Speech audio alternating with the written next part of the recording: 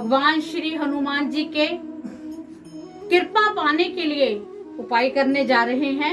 इस वीडियो के जरिए मैं आपको एक बड़ा स्टेक और बड़ा अनुभव किया हुआ उपाय बताने वाली हूँ कि हम किसी को पैसा देते हैं। पैसा किसी की जरूरत को पूरा करने के लिए दिया जाता है। आपके पास किसी ने पैसा मांगा, आपने उसकी जरूरत पूरी कर दी, और जरूरत पूरी करने के कई ढंग होते हैं। आपने एक जरूरत पूरी की कि आपने पैसा दिया और उसका आप 5%, 7%, 8% ले रहे हो। उसको पैसे की जरूरत है और आपने उसको पैसे दे दिए हैं और वो आपका पैसा समय से नहीं लौटा पा रहा, परेशान है।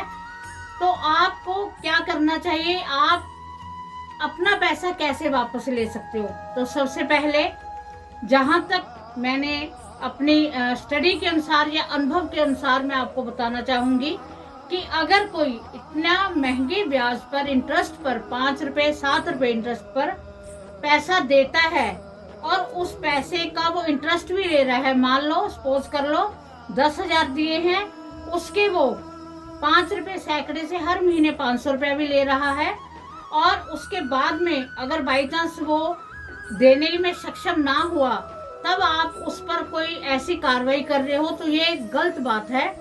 क्योंकि जो इंटरेस्ट भी हमें उतना ही लेना चाहिए, किसी की जरूरत का भी कार्य सर जाए, और जो हमारा बिजनेस है, बिजनेस करते हैं, फाइनेंसर होते हैं, जो हमारा बिजनेस है उस पर भी कोई प्रभाव न पड़े, हम भी अपने बच्चों को खाना खिलाते रहें और उसका भी काम सर जाए।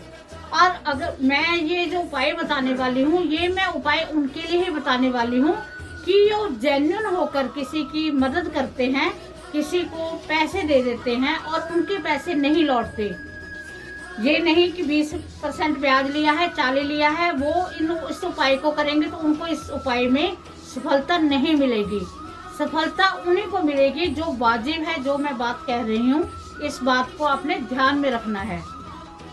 क्योंकि देखो, वीडियो सभी देखेंगे, देखने वाले कहते हैं कि हमारा भी फंसा हुआ है, हम पे इस उपाय को करो। तो क्योंकि भगवान सब जानी जान है, आप जिसको आपने दिए हैं उसके लिए आप कितने को लॉयल हैं ये भी भगवान देखता है। जिसने आपसे लिए हैं वो आपके प्रति कितना को लॉयल है, भगवान को सब पता है।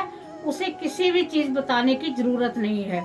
अगर आपने भी किसी की ऐसी मदद की है, आपने उसकी मुसीबत में आपने हाथ पकड़ा है, पर आज क्या है कि उसके पास पैसा भी है, वो सक्षम भी है, पर आज उसकी नीयत पैसे देने की नहीं है, तो आज मैं जो आपको उपाय बताने वाली हूँ, उस उपाय को आप करके देखना।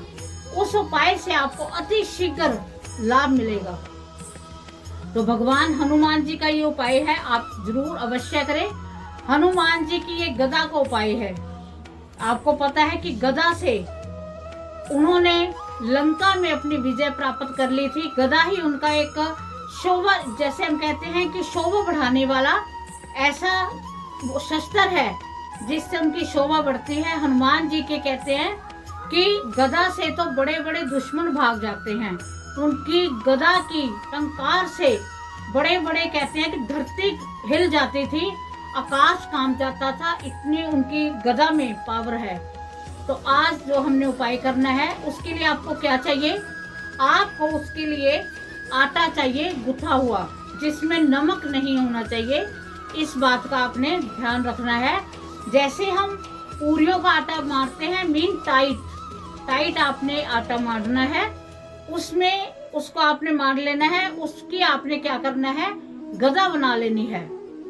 हनुमान जी की गदा बनानी है। उस आटे की गदा बनाए उससे पहले आपने नहा धोकर स्वच्छ वस्त्र पहनकर उसके बाद ये कार्य करना है। क्योंकि आपको पता है भगवान श्री हनुमान जी ब्रह्मचारी थे, और दूसरी बात, वो स्वच्छता को बहुत अपना क्या कहते हैं कि उसमें उनका बहुत ध्यान था। ये नहीं कि हम जैसे उठे नहाए भी नहीं, उठ के हमने आटा मार लिया और हमने उपाय करना है, हम नहाने चले गए, अपनी वाइफ से कह दिया कि आटा मार कर तैयार रखो, मैंने गदा बनानी है। ऐसा नहीं करना।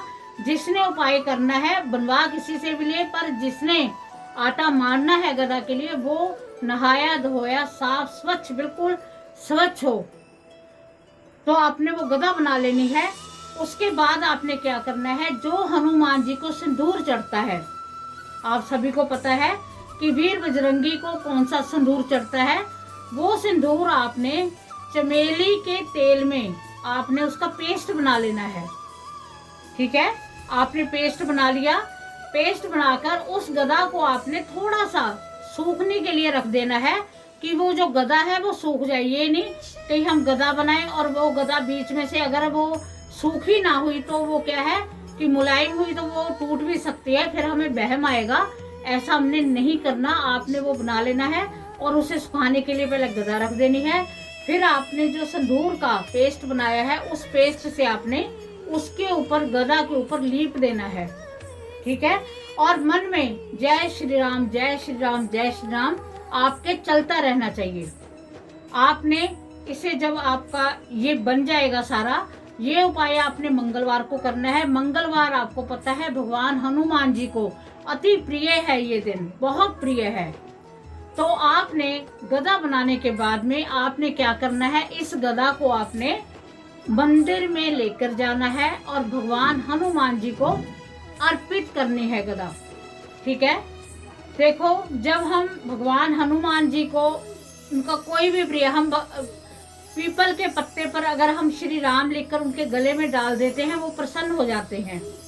तो भगवान हनुमान जी बड़े कहते हैं, इन्हें मनाना भी बहुत आसान है और अगर ये रुष्ट हो जाएं तो ये जल्दी जल्दी मानते भी नहीं हैं।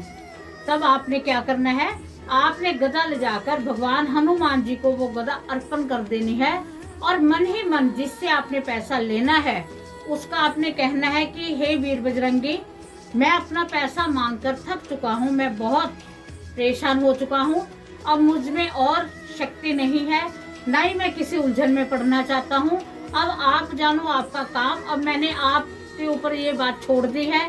मैं इस गदा को इस स्वरूप से छोड़कर जा रहा हूँ कि अब आपने मांगने हैं, आप कैसे मांगोगे मुझे नहीं पता, और आज के बाद में मैं उसको कभी भी जिससे मैंने पैसे लेने हैं उसको मैं आज के बाद में कुछ भी नहीं कहूँगा। ठीक है, आपने ऐसा कहकर वहां पर बैठ जाना है और आपने 21 बार श्री हनुमान चालीसा वहीं बैठकर करना है।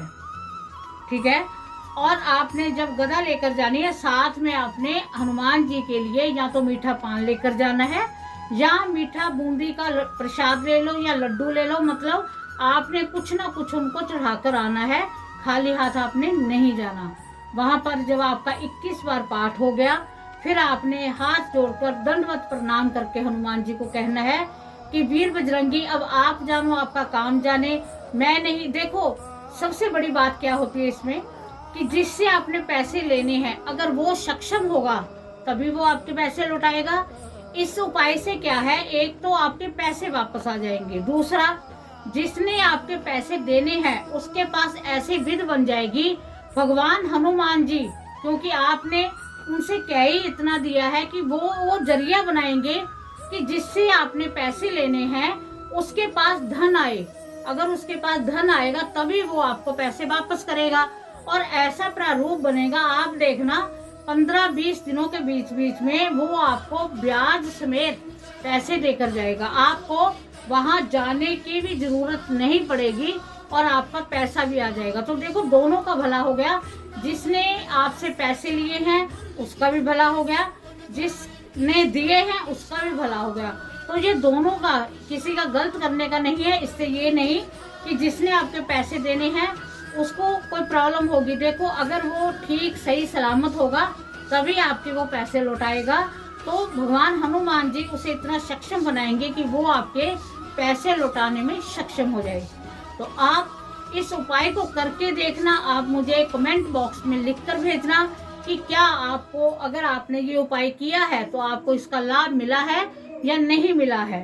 आपको इसका विशेष लाभ मिलने वाला है। बड़ा ये मैंने खुद अनुभव किया हुआ ऐसा अनुभव है, इसके मुझे काफी अनुभव आए हैं, इसीलिए मैंने आज इतने अनुभव आने के बाद में आपके साथ वीडियो में जो अपने विचार आपके सामने ला रही हूँ वो किसी बात से ही ला रही हूँ। तो मुझे उम्मीद है कि आपको ये वीडियो जरूर पसंद आई होगी। भगवान हनुमान जी सभी पर अपनी कृपा करेंगे और अपनी विशेष कृपा के साथ आपके सिर के ऊपर उनका आशीर्वाद होगा। तो इसी के साथ जय माता दी।